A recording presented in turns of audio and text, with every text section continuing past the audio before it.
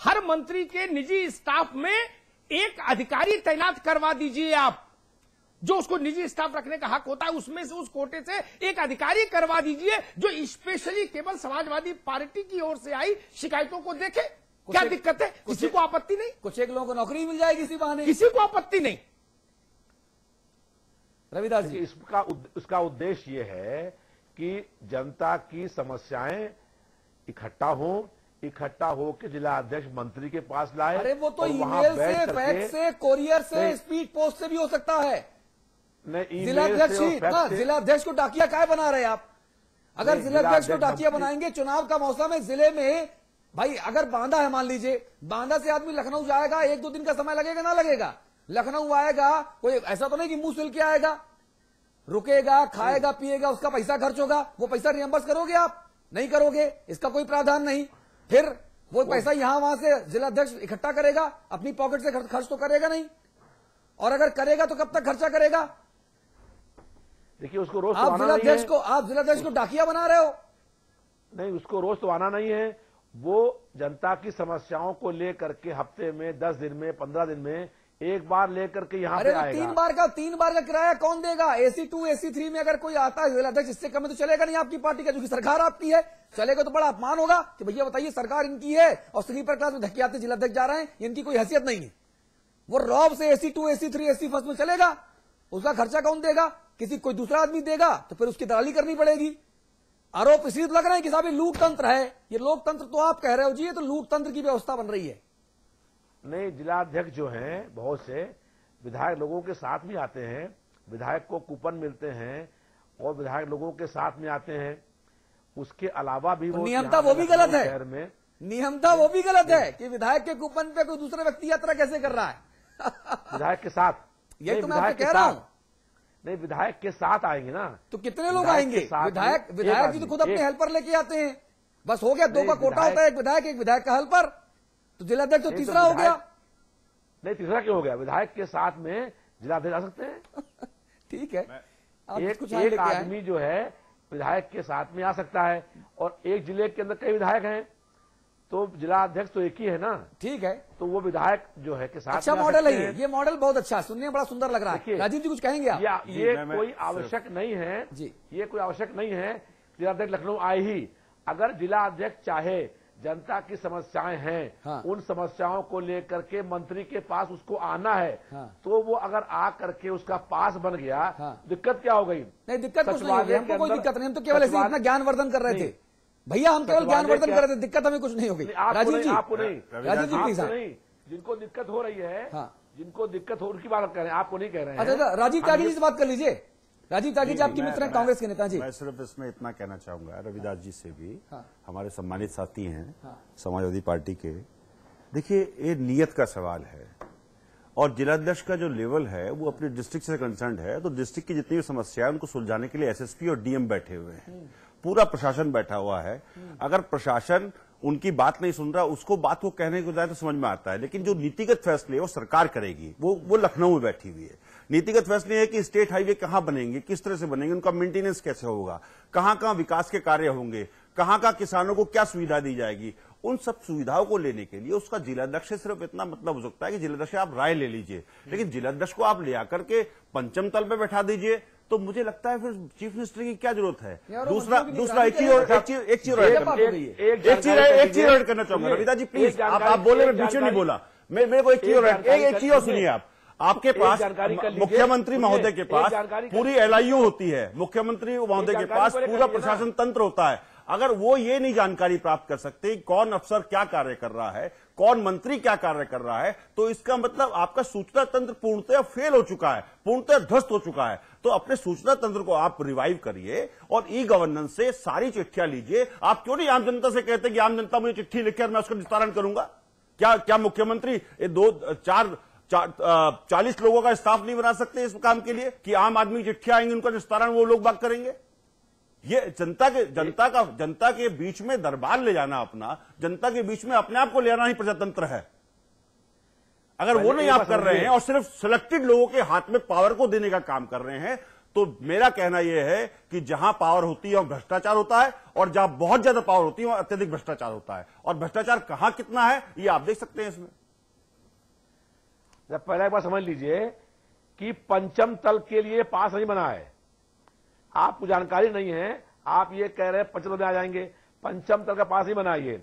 ये विधान भवन के अंदर जो मंत्री जहां बैठते हैं उन मंत्रियों से मिलने के लिए जिला अध्यक्ष पार्टी के जनता के काम लेकर के आकर के मंत्रियों से वो आप काम अपने कराएंगे। मंत्री को गाइड करिए और जिले जिले जाएं, जिले जिले आपकी नीतियों का प्रचार करें, जिले जिले जाकर के अफसर को समझाएं कि साहब ये काम मुझे हमारा जिला अध्यक्ष चाहता है। नहीं, सुनिए रविदास जी, मैं सिर्फ एक चीज बुला लेने से राजीव जी, राजीव सुनिए एक चीज, मैं सिर्फ एक चीज कहना चाहता हूं। कई बार क्या होता है ना कि जिलाध्यक्ष भी पक्षपातपूर्ण बर्ताव कर सकता है। जिलाध्यक्ष कोई हरिश्चंद्र नहीं है, कोई यक्ष नहीं है, युधिष्ठिर नहीं है कि वो सबको एक नजर से देखेगा।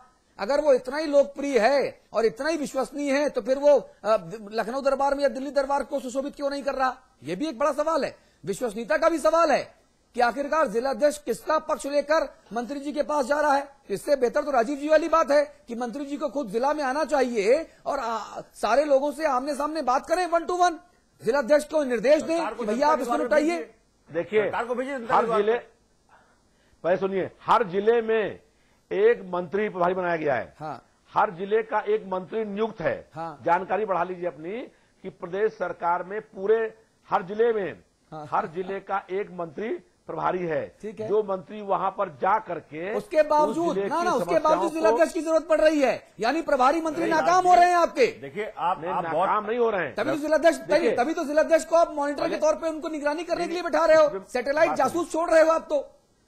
रविदास जी, आप बहुत से समाजवादी नेता हैं, ईमानदार हैं, सब कुछ अच्छा है, लेकिन मैं आपसे सिर्फ इतना कहना चाहता हूं कि जिस तरह से आपकी सरकार पिछले 1 साल से इस प्रदेश को गवर्न कर रही है, वो एक प्रश्न चिन्ह लगाने का काम कर रही है कि कानून व्यवस्था कैसी है, विकास के क्या नए आयाम गढ़े जाएंगे। अभी अमिताभ जी ने बहुत अच्छा उदाहरण दिया बिहार का। बिहार हमसे पिछड़ा हुआ स्टेट था, आज उत्तर प्रदेश में संसाधन भी है, सब कुछ है। 20 करोड़ जब पिछड़ा था तब उस सरकार में आपकी भी भागीदारी थी भाई साहब, कांग्रेस पार्टी का भी सहयोग था, उसको भागीदारी थी, उसको रिपेंट किया हमने, हमें आज तक जनता ने नकार रखा है इस वजह से। चलिए, चर्चा का वक्त खत्म हो गया है। अमिताभ जी, संवाद की टिप्पणी प्लीज। देखिए, पूरी बहस गलत दिशा में बीच बीच में भटकी। मैं सैद्धांतिक तौर पर इस दखलंदाजी के विरुद्ध हूं। वो कौन से तल पे जाएंगे, किस तल पे रोक लिए जाएंगे, ये बहस ही नहीं। शासन बिल्कुल अलग किस्म की प्रक्रिया है, वो नारेबाजी का स्थान नहीं। मैं इस बात के भी खिलाफ रहता हूं कि 100 लोगों ने आके थाना घेर लिया, बोले कौ ब्लॉक कमेटी के अध्यक्ष आए फला पार्टी के, जो रूलिंग पार्टी है। बसपा है तो नीला झंडा और नहीं तो साइकिल का झंडा, बोले दरोगा जी बिल्ले उतार लूंगा, जानते नहीं हो हमको। ये भाव ठीक नहीं। दरोगा टेबल पर पैर रख के मिलता है इंस्पेक्टर, जो पता लगा जी वो एक क्षेत्र विशेष का है, एक पार्टी विशेष से संबंधित है या एक जाति विशेष से संबंधित है। रविदास भाई ने कहा प्रभारी मंत्री, मैं नाम नहीं लूंगा, नाम लेने से उनके लिए संकट पैदा हो जाएगा मंत्री जी के लिए। हमारे मित्र पश्चिम के मंत्री पूरब में प्रभारी थे, मैंने पूछा प्रभारी मंत्री का क्या रोल होता, गए थे क्या? बोले भाई साहब कुछ नहीं, पिकनिक करके चले आए, बोले जो होना सो हो गया।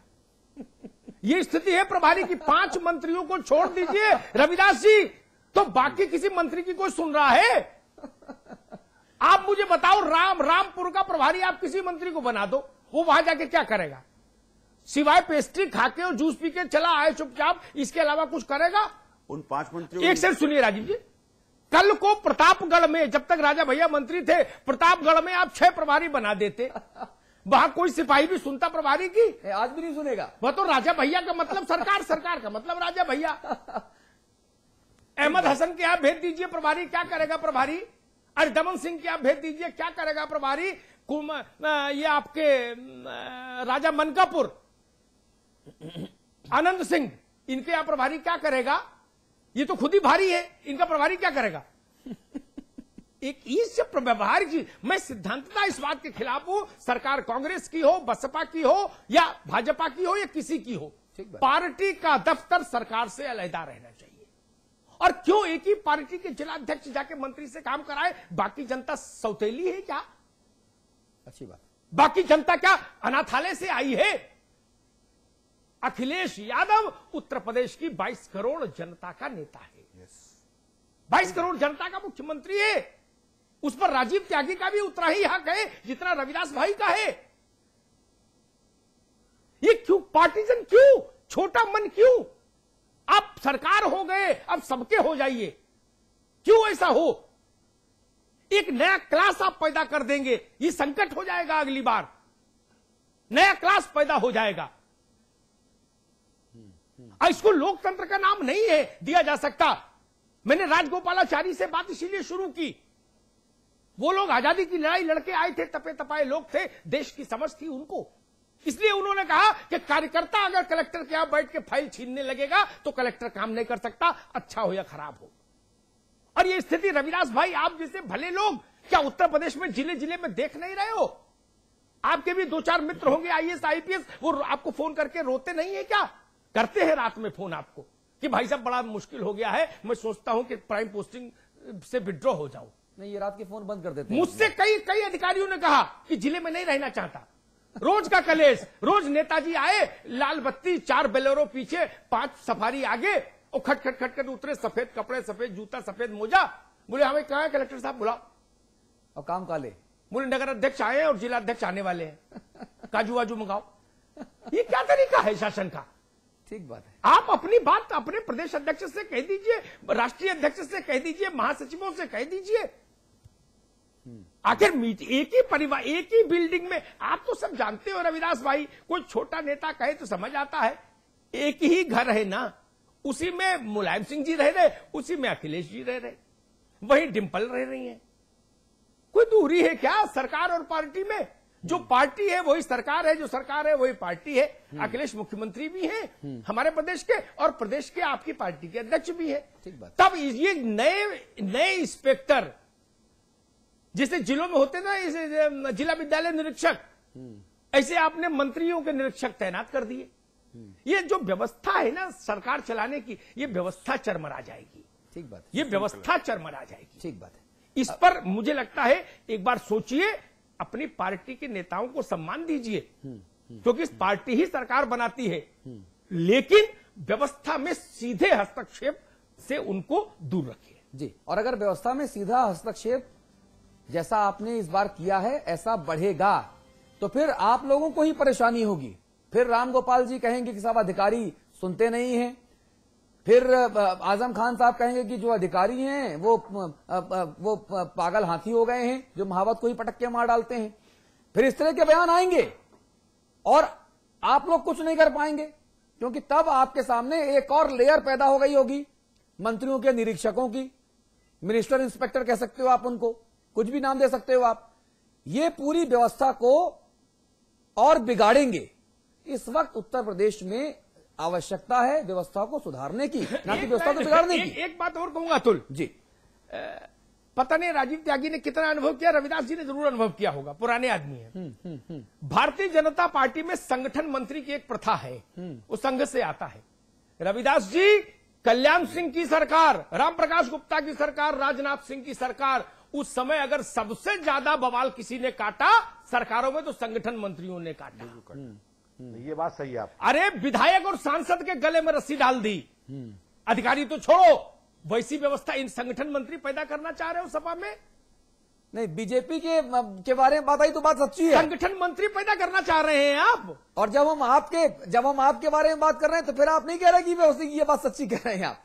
खैर, ये आपका व्यक्तिगत मामला है, आप ना कहें तो ही बेहतर है आपके राजनीतिक भविष्य के लिए। ये कोई सुनिए, चलिए, अब संपादकीय टिप्पणी हो गई है। संपादकीय टिप्पणी के बाद बोलने का अधिकार सिर्फ मेरा है, और आप मेरे अधिकार का हनन ना करें, और मैं होने नहीं दूंगा।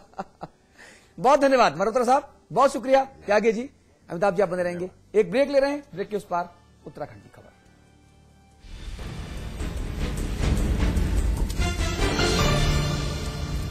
रियल एस्टेट, हॉस्पिटैलिटी, ज्वेलरी और संगीत के कारोबार का सबसे विश्वसनीय नाम GTM ग्रुप। सभी बड़े शहरों में टाउनशिप, कमर्शियल स्पेस और ग्रुप हाउसिंग का निर्माण करने वाला जाना पहचाना नाम जल्द ही पंजाब और झारखंड में करने जा रहा है अपना विस्तार। The destination of your aspirations, GTM, let's make it happen. इसमें टेस्ट है, तंबाकू नहीं। आप भी आजमाइए रजनीगंधा। रजनीगंधा।